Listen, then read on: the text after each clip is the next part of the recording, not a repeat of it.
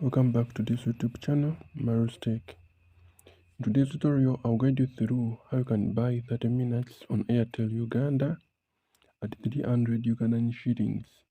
So, if you're new on this YouTube channel, don't forget to subscribe for more tutorials like this. Don't forget to share this tutorial to a friend, and in case you get any problem, let me know in the comment section. So, you're going to head over to your home screen, and then you're going to head over to your dial pad, and then the *100# hash. After you're going to choose option 1, then you're going to choose option 1 also,